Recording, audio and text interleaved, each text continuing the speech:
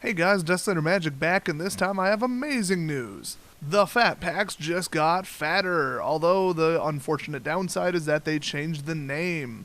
Actually, it's more like they deleted the name. Starting with the new set that will be released after Eldritch Moon, which by the way is titled Kaladesh, Chandra's home plane. They will simply be calling it the name of the set and then the word bundle, so it will be Kaladesh Bundle.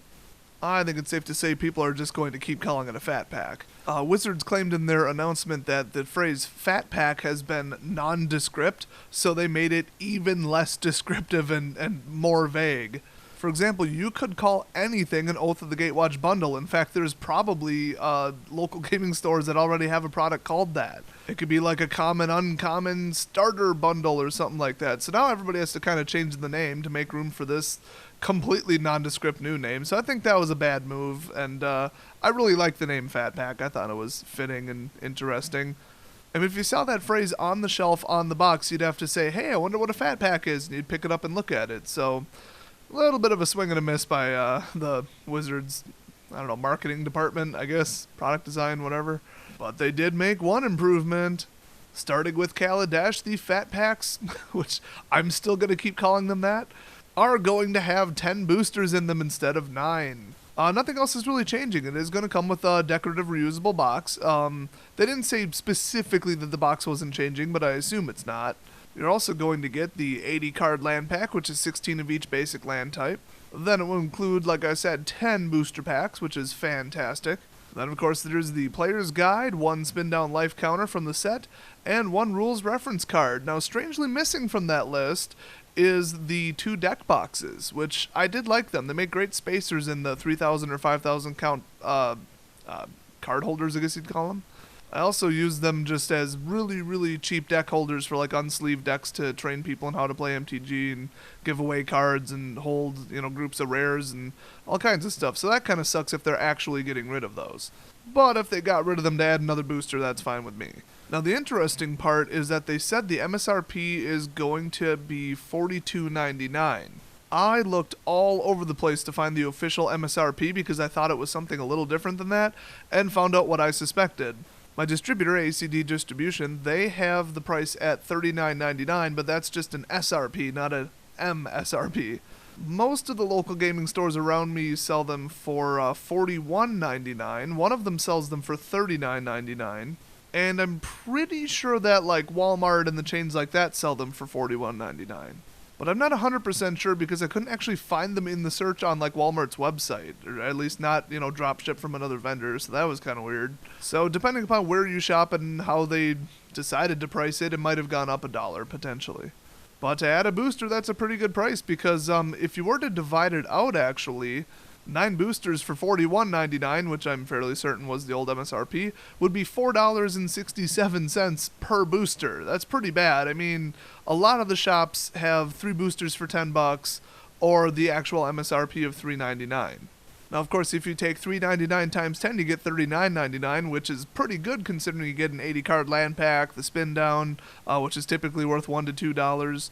And the player's guide and all kinds of stuff. So it's always been a really good product. Actually, that's not true. According to all those stores in my area, it didn't used to be a very popular product. They had trouble moving them, but amongst all the players I've ever talked to lately, they love them because it gives them lands, which are hard to get, in decent amounts. It gives them a storage box, and it gives them a whole bunch of boosters to open. Even I like having the boxes, and I've got all kinds of supplies at my shop. Now, I do foresee a small problem with this, though.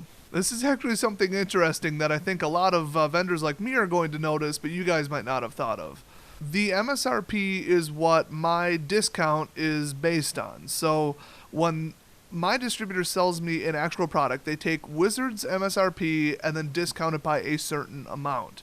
You probably remember my recent video where I said, the MSRP is like around $240 for Modern Masters and Eternal Masters, so it would be great if they could sell me them because they still use that price. So I'd be getting them for like, I don't know, $141 a box or something like that. That would be nice because that would be a pretty good guaranteed profit margin. But the MSRP on a 36-pack booster box is actually $3.99 times 36, so $143.64.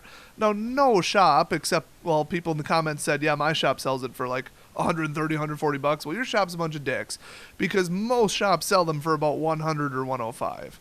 So for that product, nobody sticks to the MSRP, but for products like Eternal Masters, people do stick to the MSRP. Now, Fat Packs, I've noticed, people don't sell them usually for like $42.99 or $41.99. They tend to sell them for $39.99, but it wouldn't be like outrageous if your local gaming store sold them for like, $42, $43, whatever. If they're selling them for $50, you gotta find a new store. So if you do the math and you take my discount into account, per booster in a 36 booster box, I'm paying $2.35.4 per booster. If I were to order a 10 booster Fat Pack, considering my price on them, I would be paying $2.38.8 per booster. So for 3.5 additional cents, I could just buy all Fat Packs. And then I would get all the land packs, which can sell for, $5-ish to the right person. Sometimes a little bit lower, obviously if they're full art, a little bit higher. But that won't happen again. The dice, even on a buy list, the spin down life dice are 50 cents because they tend to retail for $2. So theoretically, since I have to place my order about 5 or 6 weeks before the set actually ships, I could order 0 booster boxes, no cases whatsoever, and order like 500 Fat Packs. And it's not just like, oh, that's funny, the math works out. No, for real, I'm not even kidding. I'm considering doing that. I mean, the books are worth a little bit of money over time, the dice are worth a little bit of money, the land packs are worth a little bit of money, and I really like the storage boxes, which are also worth a little bit of money. In fact, the outside paper casing that you can unfold into a poster is worth a little bit of money. So if I sell them in packs of 30, it's reasonable to ship them, and I mean, I just made more money. So I think Wizards made a little bit of a mistake here. I mean, it's great, it helps out the players, but vendors are going to jump on this like sharks that smell blood. So keep watching the news and announcements to see how this goes, because it would actually be really funny if people just completely across the board stopped buying booster boxes and ordered like way more Fat Packs than they could ever reasonably print. I think that would be pretty funny. Now, I have mentioned this before. If you order a Fat Pack about 3 days after release, I tried to get a second order of Shadows like 3 or 4 days later. My vendor was out. Like, we're talking out. They have 0. And Wizards only does a single print run on those. So I assume what my vendor meant to imply was that they do second and third print runs of the booster packs based on demand. Because, yeah, I mean, we place our pre-orders like a month and a half at a time, but we have no idea how much is really going to sell and if we're going to run out. So we place secondary orders usually a week later. And of course, if Wizards overprints, they're stuck with them, and if my distributor overorders, then they're stuck with them. So, in theory, I guess my rep meant to say that Wizards makes a second run of those, but they don't of Fat Packs. So, we might have a BFZ and OG level Fat Pack shortage just because of the 3.5 cent price difference in per booster prices. Now, it is possible that my vendor will actually change the price from $39.99, the official MSRP, to the official MSRP of $42.99. It's just, why aren't they sticking to the current MSRP, which I know is 40-something? Well, no matter what, my vendor's catalog does state that the price on Eldritch Moon Fat Packs, they still have a suggested retail price of $39.99, and they're not changing the name yet. And the Wizards had said, yeah, it's only going to be for Kaladesh, which is in September, if I remember. So yeah, feel free to call them Kaladesh bundles because that's what it'll say on the box. I'm just going to walk into my local gaming store and say, hey, look, they got a case of fatties. And everybody's probably going to look over from the play area and assume I'm referring to them. You know, we got some bigger dudes there. I mean, we got some linebacker-looking bros there. So what do you guys think of the name change and the booster pack count change and the MSRP change that honestly wasn't quite high enough? I can't believe I'm stating that. Leave your comments below, and I'll see you guys next video. Man, calm down, it's just a name change. They just changed the name of the Fat Packs that you don't have to go nuts over. Oh my god, he's gone crazy. I think we found the person who's the maddest over the Fat Pack change. Eat fire! No! Nothing will calm his rage over the lack of calling it Fat Packs anymore. There's no stopping this brute. He's such a big fan of Fat Packs.